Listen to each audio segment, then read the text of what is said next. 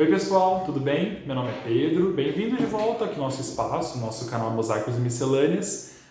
Hoje eu fui incumbido da responsabilidade, da honra, não sei como adjetivar esse momento, mas de dar início ao sétimo e último livro da saga Harry Potter e as Relíquias da Morte. Esse aqui é um livro, relativamente longo, então nós vamos passar bastante tempo juntos, vocês, junto com os outros leitores e leitoras aqui do canal, e eu espero muito que gostem. Antes da gente caminhar para a nossa leitura propriamente dita, vamos aos recados, que essa altura vocês já sabem, mas é sempre válido reforçar mais um pouco. Não se esqueçam de se inscrever aqui no canal, ok? Ativar o sininho ali embaixo. Assim, toda vez que tiver um vídeo novo postado aqui, vocês serão notificados, então não vão perder nada do que está rolando.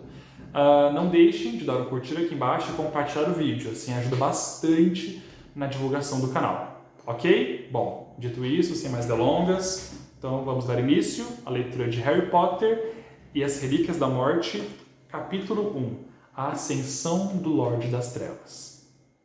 Os dois homens se materializaram inesperadamente a poucos metros de distância, na estreita ruazinha iluminada pelo luar. Por um momento eles ficaram imóveis, as varinhas apontadas para o peito um do outro. Então, reconhecendo-se, guardaram a varinha sobre a capa e começaram a andar apressados na mesma direção. Novidades? Perguntou o mais alto dos dois. As melhores, respondeu o severo Snape. A rua era ladeada por um silvado à esquerda e por uma sebe alta e cuidadosamente aparada à direita. As longas capas dos homens esvoaçavam ao redor dos tornozelos enquanto eles caminhavam. Pensei que fosse me atrasar, disse Axley, suas feições grosseiras desaparecendo e reaparecendo à sombra dos galhos de árvores que interpunham o luar. Foi um pouco mais complicado do que imaginei, mas acho que ele ficará satisfeito. Você tem certeza de que será bem recebido? Snape assentiu, sem, contudo, dar explicações. Os homens viraram para um largo caminho de entrada à direita. A alta sebe margeava e se estendia para além do impressionante portão de ferro trabalhado que barrava a entrada. Em silêncio, ambos ergueram o braço esquerdo numa espécie de saudação e atravessaram o portão, como se o metal fosse apenas fumaça. As sebes de teixo abafaram os passos dos homens. Ouviu-se o farfalhar à direita, e Axley tornou a sacar a varinha, apontando-a por cima da cabeça de seu companheiro. Mas a fonte do ruído fora apenas um pavão alvíssimo que caminhava, majestoso, ao longo do topo da sebe. Ele sempre soube viver, o Lúcio. Pavões.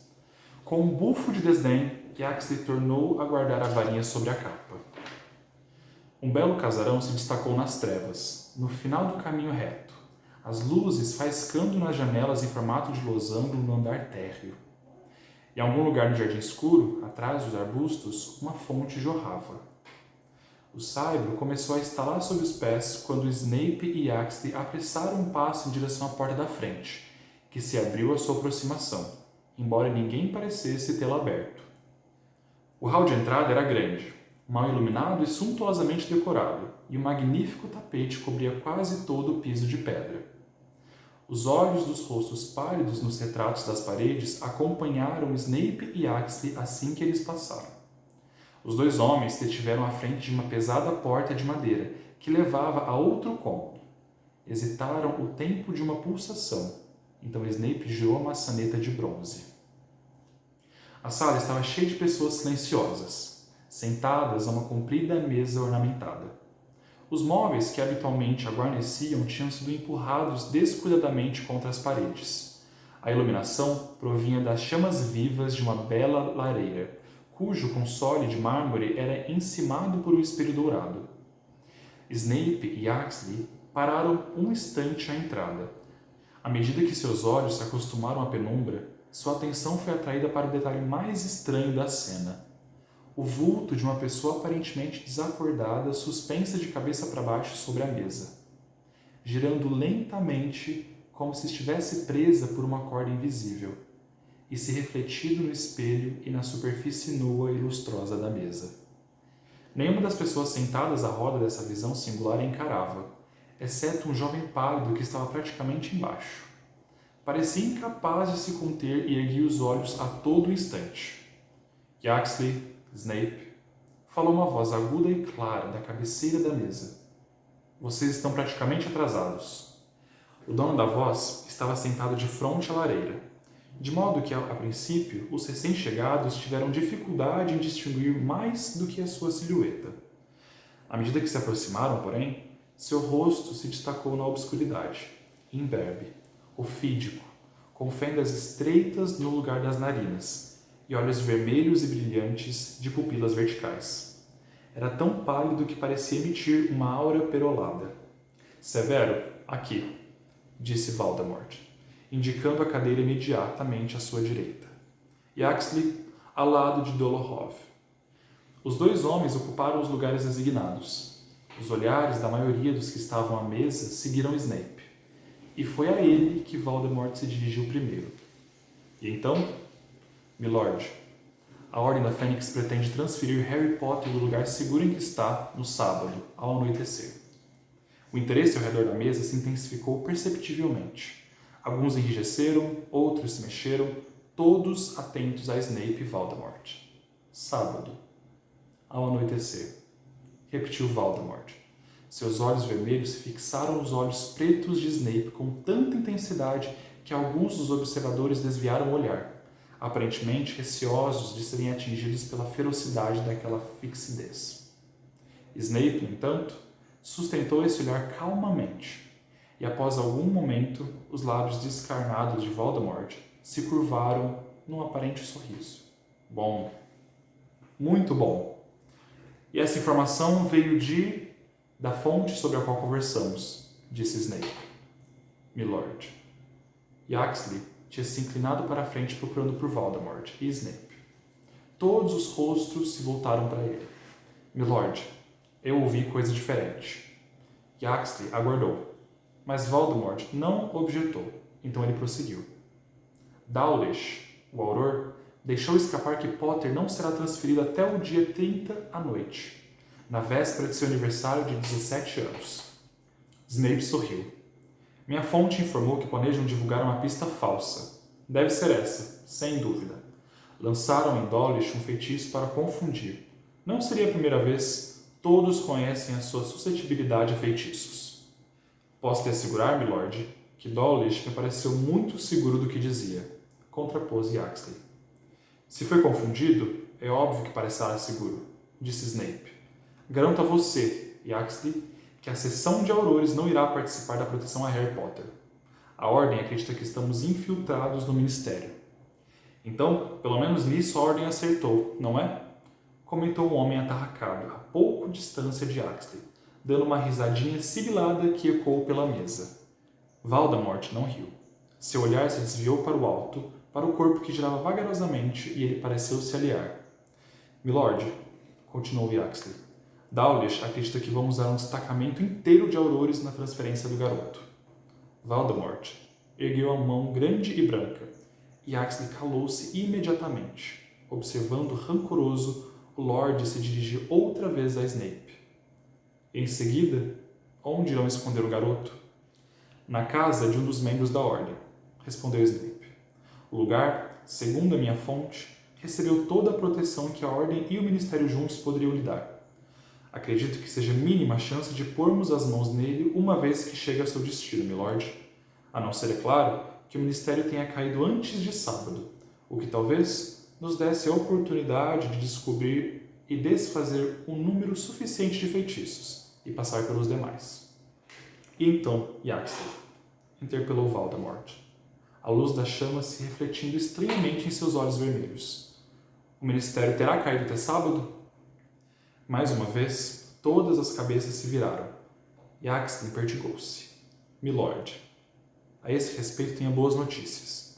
Consegui, com dificuldade e após muito esforço, lançar uma maldição impérios em Pure Thickness.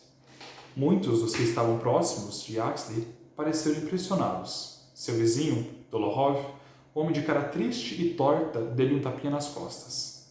É um começo, disse Voldemort. Mas Thickness é apenas um homem. Scrimgeour precisa estar cercado por gente nossa para eu agir. Um atentado mal sucedido à vida do ministro me causará um enorme atraso. É verdade, milord. mas o senhor sabe que, na função de chefe do Departamento de Execução das Leis de Magia, Tic Ness também tem contato frequente não só com o próprio ministro, como também com os chefes dos outros departamentos do Ministério. Acho que será fácil dominar os demais, agora que temos um funcionário graduado sob controle. Então, todos podem trabalhar juntos para derrubar Scrimgeour. Isso se o nosso amigo Tic Ness não for descoberto antes de ter convertido o resto, afirmou Voldemort. De qualquer forma, é pouco provável que o ministério seja meu antes de sábado. Não podemos pôr a mão no garoto no lugar de destino, então teremos que fazer isso durante a transferência. Nesse particular, estamos em posição vantajosa, milord, disse Axley, que parecia decidido a receber alguma aprovação. Já plantamos várias pessoas no departamento de transportes mágicos. Se Potter aparatar ou usar a rede de Floo, saberemos imediatamente. Ele não fará nenhum dos dois, disse Snape. A Ordem está evitando qualquer forma de transporte controlada ou regulada pelo Ministério. Desconfiam de tudo que esteja ligado àquele lugar. Tanto melhor, disse Voldemort. Ele terá que se deslocar em campo aberto. Será muitíssimo mais fácil apanhá-lo. Mais uma vez, Voldemort ergueu o olhar para o corpo que girava vagarosamente e então prosseguiu. Cuidarei do garoto pessoalmente. Cometeram-se erros demais com relação a Harry Potter. Alguns foram meus. Que Harry Potter ainda viva deve-se mais aos meus erros do que aos seus êxitos. As pessoas em volta da mesa fitaram Voldemort apreensivas, cada qual deixando transparecer o medo de ser responsabilizada por Harry Potter ainda estar vivo. Voldemort, no entanto, parecia estar falando mais consigo mesmo do que com os demais, ainda atento ao corpo inconsciente no alto. Por ter sido descuidado, fui frustrado pela sorte e a ocasião, essas destruidoras de planos, a não ser os mais bem traçados. Mas aprendi. Agora compreendo coisas que antes não compreendia. Eu é que devo matar Harry Potter, e assim farei. Nisso, e em aparente resposta às suas palavras, ouviu-se um lamento repentino, um grito terrível e prolongado de infelicidade e de dor. Muitos ao redor da mesa olharam para baixo, assustados, pois o som parecia vir do chão.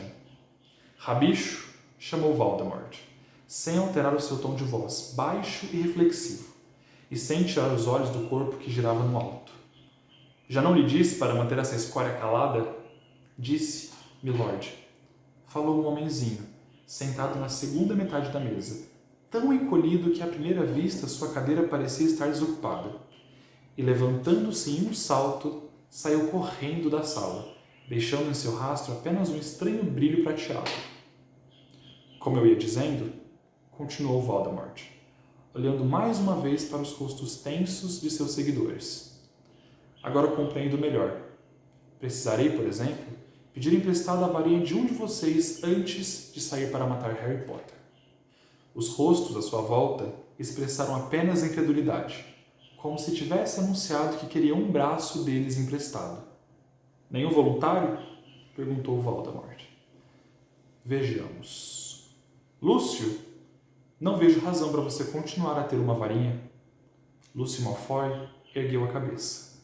Sua pele parecia amarela e cerosa à luz das chamas, e tinha os olhos escovados e sombrios. Quando falou, sua voz saiu rouca.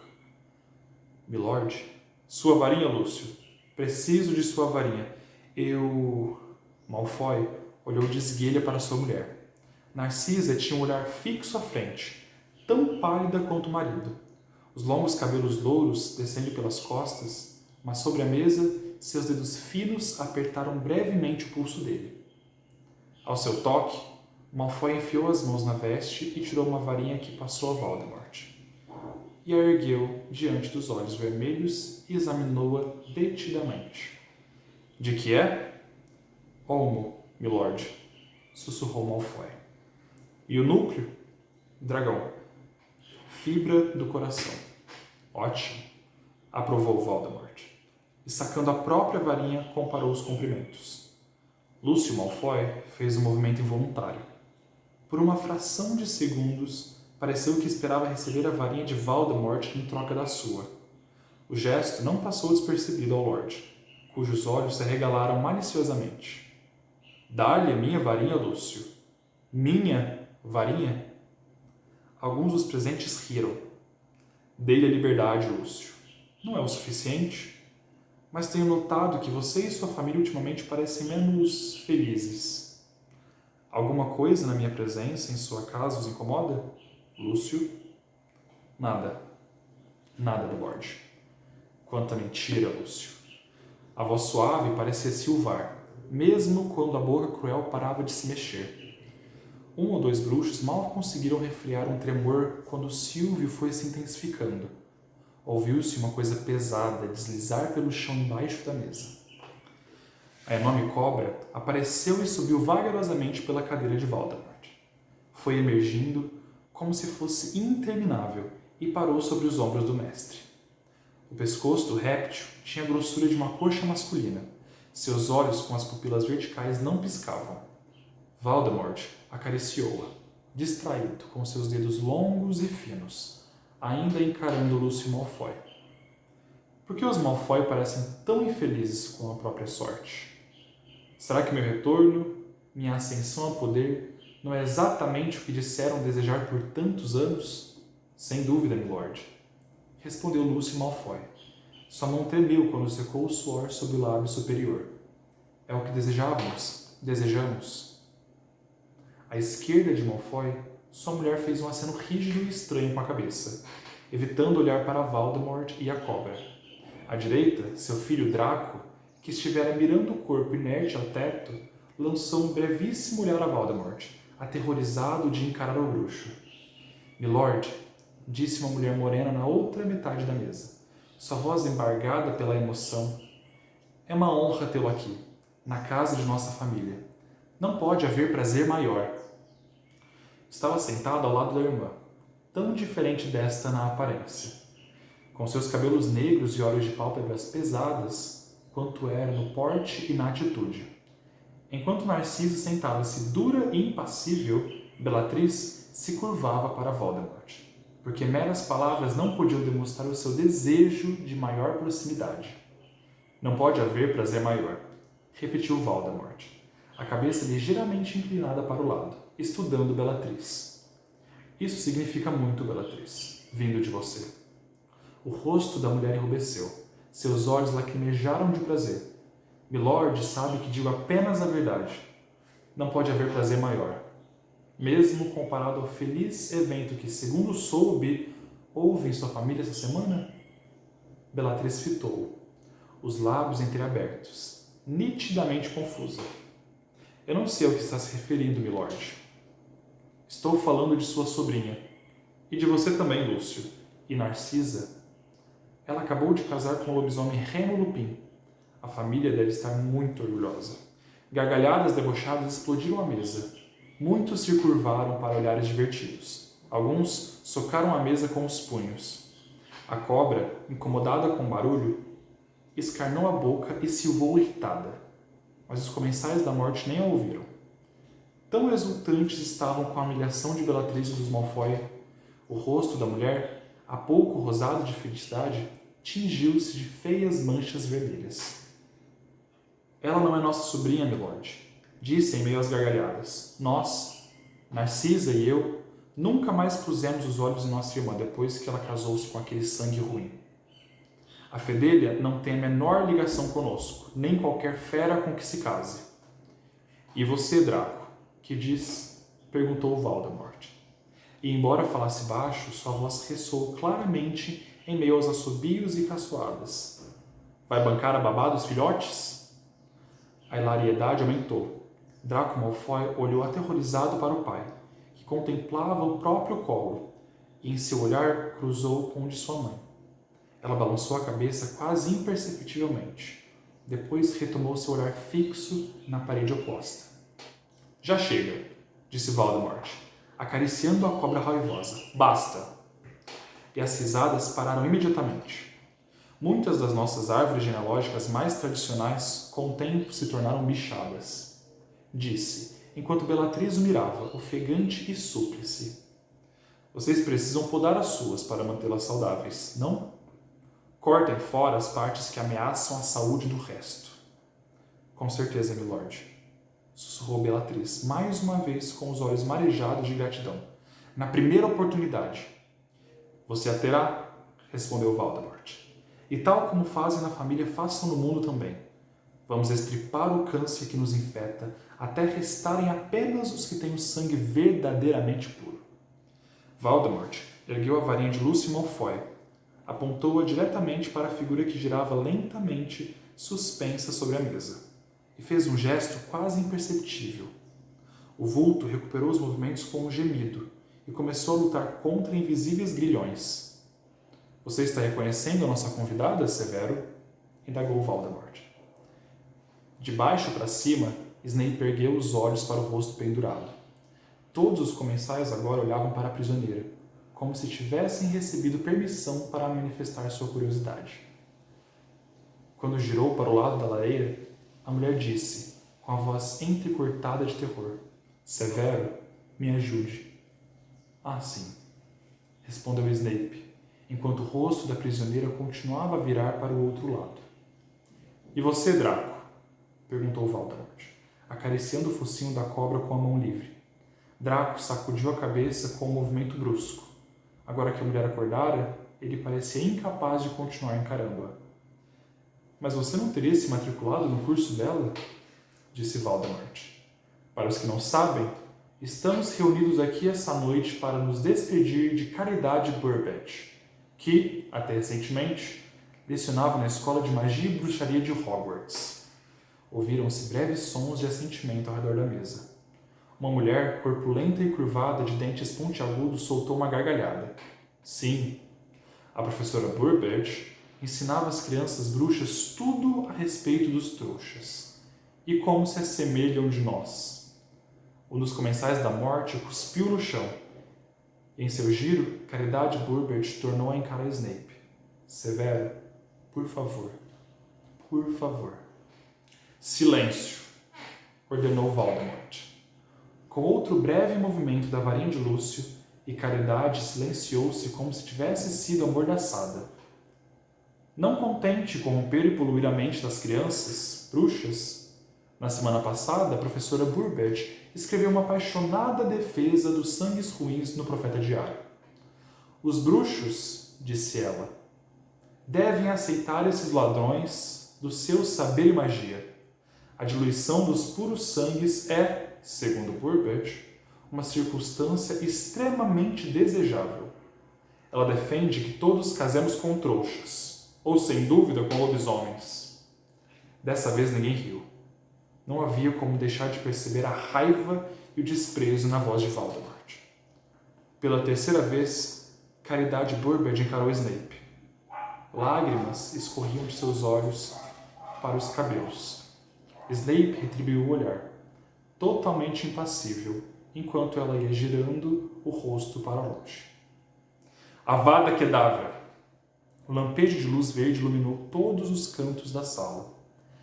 Caridade caiu estrondosamente sobre a mesa, que tremeu e estalou. Vários comensais pularam para trás, ainda sentados. Draco caiu da cadeira para o chão. Jantar, Nagini, disse Voldemort, com suavidade. E a grande cobra deslizou sinuosamente dos ombros dele para a lustrosa mesa de madeira. Bom, pessoal, leitura feita, concluída. Vamos lá, o meu parecer sobre esse capítulo. Não tem como eu falar que esse capítulo é sobre qualquer outra pessoa, senão o Lorde das Trevas, senão o Lord Voldemort. Talvez um pouquinho sobre o Snape, mas a gente vai chegar lá. Para mim, eu entendo que algumas pessoas vão concordar e outras vão discordar de mim, e tudo bem, tá? A literatura é sobre isso, sobre o fato de que várias pessoas conseguem ler o mesmo conjunto de palavras e terem noções, sensações, sentimentos diferentes, tá tudo certo. Mas para mim, enquanto leitor, esse capítulo, o Lord Voldemort, ele ainda não é o meu tipo de vilão. Não sei se vocês conseguem me entender. Mas eu acho o Voldemort um personagem super complexo, super completo, com várias nuances.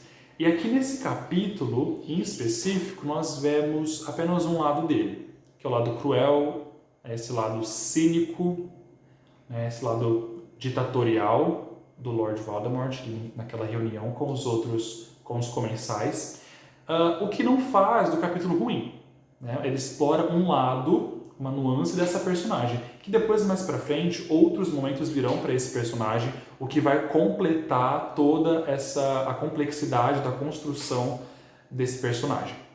Mas aqui em específico nós vemos um lado só dele. Talvez dois. Veja se vocês concordam comigo. Eu enxergo aqui nesse capítulo o Lord Voldemort como alguém cruel, bastante violento, mas tem um tom de... talvez não seja humor a palavra, mas quase isso, na forma como ele fala, na forma como ele se comporta. E na forma como tudo é muito teatral para ele, né? No momento que ele pede a varinha do Lúcio Malfoy, ele poderia ter apenas pedido, mas é prazeroso para ele fazer com que as pessoas se sintam mal, se sintam humilhadas, e isso acontece de uma forma muito teatral para esse personagem, o que é incrível de ver. Então, isso é bem interessante. E eu digo que existe um tom de humor, porque vejam só, lá no final, quando ele encerra a reunião e tira a vida da professora que esteve ali, né, sob a mesa o tempo todo, o capítulo ele termina com Nagini, jantar Nagini. Dentre todas as formas como ele poderia ter falado, ele oferece o corpo para a cobra, mas com uma escolha de palavras que soa quase como uma ironia, né? Eu acabei de matar uma pessoa e agora tenho aqui um corpo para o meu pet. Numa leitura um pouco mais minuciosa, eu vejo dessa forma, como se ele quisesse mostrar para os outros, e talvez seja essa a intenção, mostrar para todos os comensais que estão ali que ele é cruel, mas ele se diverte com isso. Ele tem prazer com essa crueldade. Então para mim, funciona muito esse tom de humor entre linhas que aparecem em todas as falas desse personagem, que torna ele incrível. Ainda que, para mim, não seja o melhor momento para esse personagem, mas é muito bom. E também, ali, em vários momentos, tem alguns outros personagens, como o Lúcio, que ele vai ser melhor explorado para frente, então eu não vou falar dele agora, mas sim do Snape. O Snape ele se mostra como um personagem quase sem características. Eu vejo o Snape muitas vezes como um personagem que usa capas dramáticas pretas e está sempre com a mesma e única reação na cara. Mas isso é tão importante para o andar da carruagem, para o que a história vai mostrar daqui para frente, como ele se coloca impassível em vários momentos, e isso é muito visível nesse capítulo, porque ele vê uma colega de trabalho sendo morta de uma forma extremamente violenta. Ainda assim, ele é capaz e tem essa frieza de simplesmente encarar a situação como tudo bem. É mais uma pessoa que o Lord Voldemort está levando embora. E não me importa que seja uma colega de trabalho. Parece simples nesse primeiro momento, essa forma como ele age, mas depois é de gigante importância saber por quê. Como? Quais são os princípios, quais são as intenções desse personagem que está ali entre os dois lados, aliado ao Lorde das Trevas e dentro da escola de Hogwarts, que para nós, né, são os dois extremos da história, o lado bom e o lado ruim, se assim a gente pode dizer, né? Mas a forma como o personagem é construído nesses momentos, tão breves, mas com intenções tão precisas, isso tudo se junta de uma forma magnífica ao decorrer da história. Então, prestem bastante atenção como os personagens se comportam. Esse é um dos meus livros favoritos, porque ele transforma todos os personagens e a autora ela desconstrói as noções de vilania e de bom mocismo, que em outro capítulo eu volto para falar sobre esses dois conceitos, mas ela desconstrói o que é ser vilão e o que é ser um mocinho na história. E esse livro é sobre essa desconstrução também. É mostrar que nem todos os personagens eles são bons por ser bons e são ruins só por ser ruins.